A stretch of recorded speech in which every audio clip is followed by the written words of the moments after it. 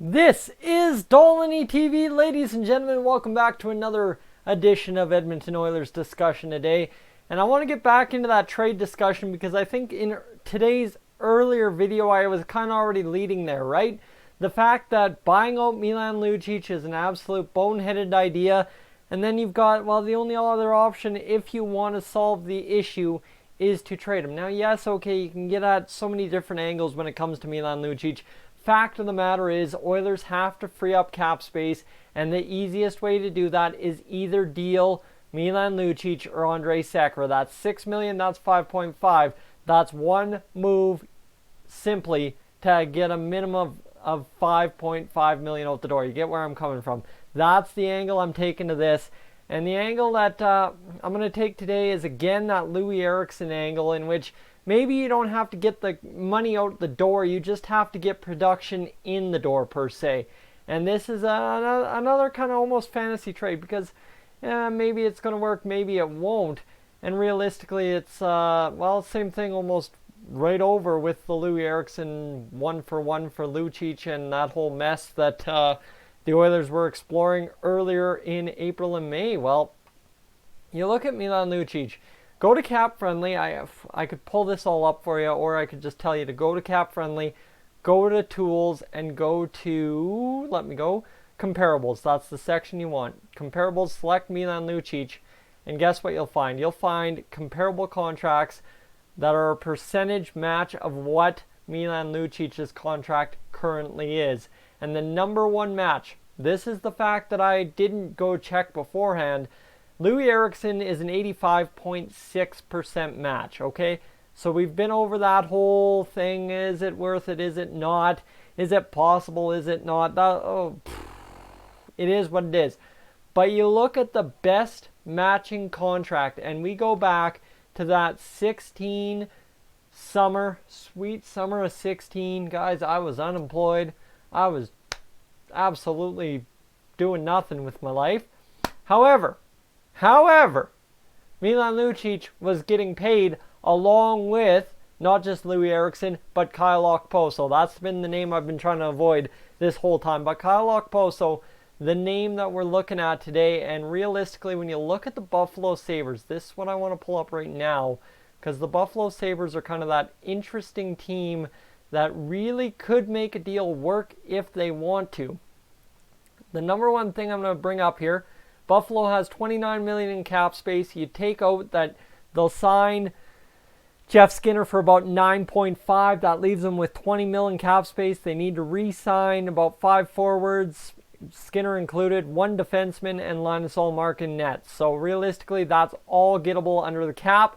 Adding Milan Lucic in place of Kyle Okposo doesn't hurt anything. However, if you're a Buffalo fan and you're sitting here looking at me like, whoa, dude, I mean, Okposo ain't great. He sure wasn't great this season, but he's a hell of a lot better than Lucic. Well, that's what I'm going to kind of agree with you. I'm not kidding anyone here.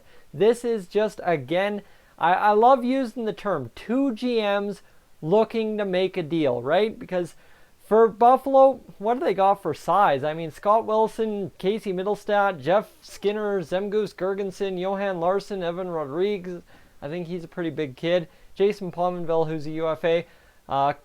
Who else haven't I mentioned? Sam Reinhart and Jack Eichel. There isn't a lot of size and grit on that team that's really going to go out there and intimidate the other team. And I mean, that is the one thing everybody clutches to when it comes to Lucic having value to the Oilers is, oh my God, just the presence of him on the ice or on the bench intimidates the other team. Well, if you're looking to wash your hands of terrible offensive production, dwindling offensive production, in fact, and a guy that, on my honest opinion, doesn't bring that physical threat he used to. Honestly, how many fights did Milan Lucic have in 2018-2019? Lucic fights 2018-2019. I want to bring up this stat because I'd like to figure that out. Milan Lucic fight card from hockeyfights.com. That's what we're looking for. So, the number fights for Milan Lucic, he's had a total of 12 fights for us. In the years that he's been here, he's had 12 fights, okay? That's a little bit pitiful. And you look at the fact, Milan Lucic, this entire year, 18-19, had 2 fights. You tell me how he goes out there and scares the other team. I mean, he fought Anthony Peluso. Peluso, I think, played like 3 games in the NHL this year. Curtis Gabriel, you know what? Yeah, okay, but like, you kidding me? That's hack stuff, man. That's hack stuff. He's not going out there and scaring anyone who takes a run at McDavid. I don't see a fight against that Hampus Lindholm that took a run at McDavid. I don't see nothing. I don't think Lucic even responded to that. So, as an Oilers fan who doesn't see the value in Lucic, that's where I'm going with that. I just wanted to clear that up because I've had a couple questions of that over the past week. Now, back on target. Kyle Okposo, back to the Buffalo Sabres fans. Honestly, if you're sitting here as a Buffalo Sabre fan saying, dude, shut up. Well, I'm going to tell you this. I will gladly throw in our first round pick in exchange for your first round pick. Yes, I know. Now I'm asking a lot. I'm asking the Oilers to move up 1 spot by trading Lucic for Kyle Okposo. Okay, good. Yeah, no. I'll also throw in that second. That's the package I'd be looking for. If you're the Edmonton Oilers and you want to move up a spot to try and secure one of Cousins or whoever's in there, right? Cousins seems to be the favorite just based on the coverage I saw yesterday. But you see what I'm getting at. There's a way to do this and do this right. Buffalo doesn't have a second rounder next season.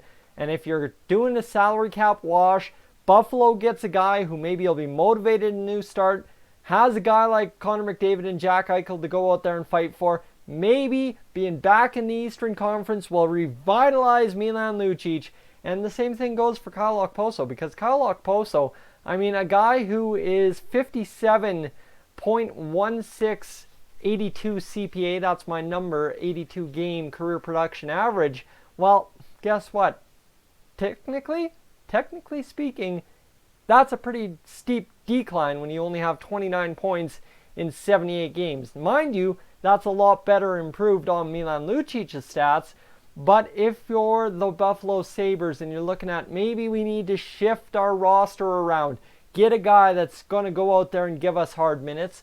I mean, I'm not saying Lucic will, but, right, if you're a GM willing to make a deal, it could be possible.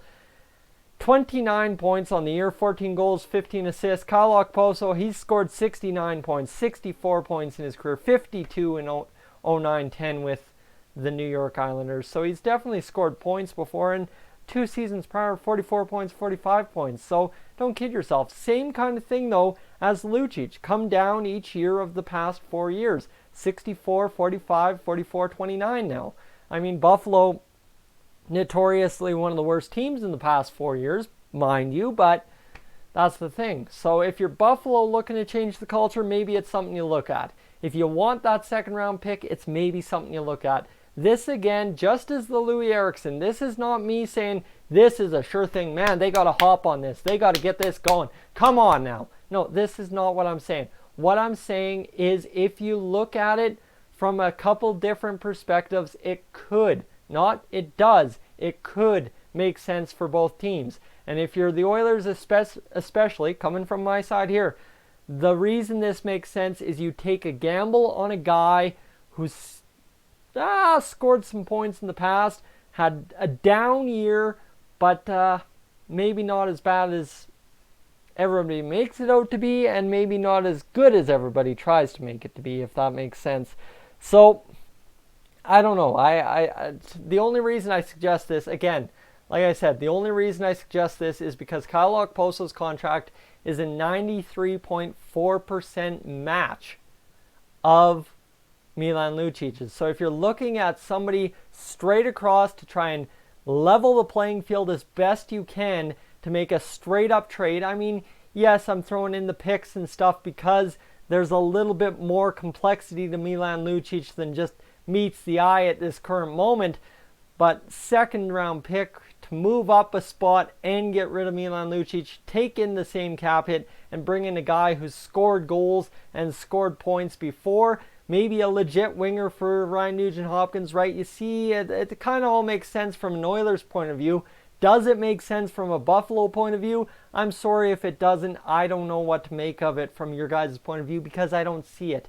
I'm in Edmonton. Buffalo? Where's that? That's the kind of deal that the national media in Canada keeps on tabs of the Sabres. Unless you guys are crapping the bed, it is no talk about the Sabres whatsoever, or unless you're winning 10 in a row or whatever crazy number it was. However, there you go. Milan Lucic for Kyle Okposo. Couple of picks moved around and kind of stuff to move the Oilers up one spot, move Buffalo down one spot. Buffalo gains a second-round pick. Oilers rid themselves of Milan Lucic, and we get a winger that maybe will do something more under head coach Dave Tippett, and you kind of see where I'm going, but it's a tough all-around go. So guys, with that, I'll turn it over to you. What are your thoughts? Let me know in the comments section down below. As you scroll down to the comments, don't forget to hit that subscribe button on your way. And if you enjoyed today's topic, let me know by leaving a like on the video. I'm Tyson. This is Dolynny TV. I will catch you, as always, in the next one.